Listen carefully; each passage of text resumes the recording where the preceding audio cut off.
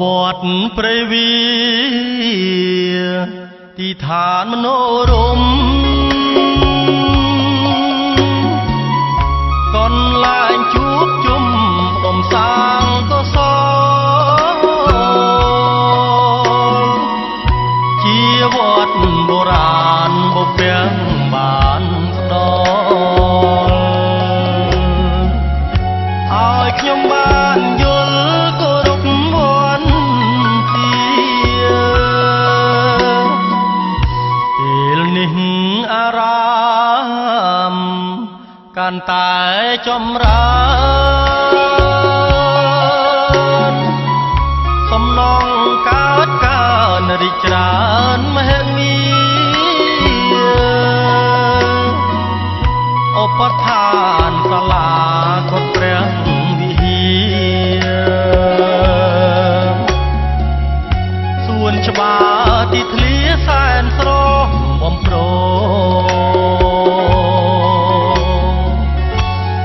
នេះស្នា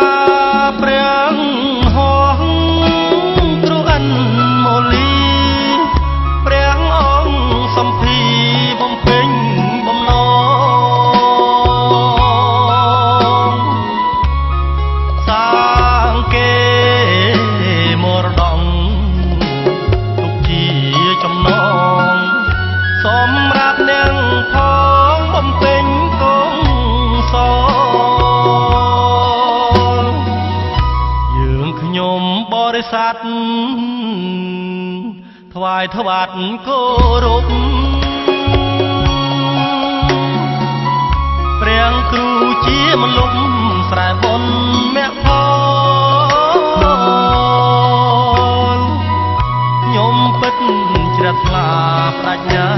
ដំកល់ចិត្តអស់កង្វល់គោរពរៀងអើយ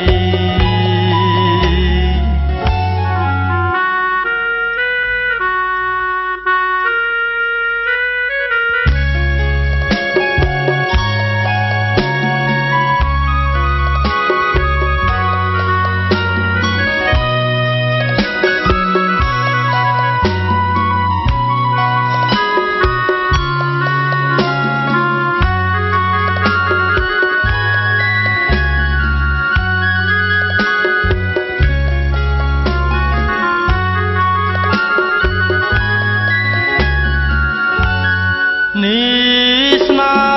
ព្រះហងទ្រុអិនមូលីព្រះអង្គសំភីបំពេញបំណងសាងគេមរតកទុកជាចំណងសម្រាប់នាងផងបំពេញកុសលខ្ញុំបរិស័ទថ្វាយថ្វាត់គោរពព្រះគ្រូជាមលុបស្រែបុណ្យមគ្គផលខ្ញុំពិតជ្រះថ្លាប្រាជ្ញាដំកល់ចិត្តអស់កង្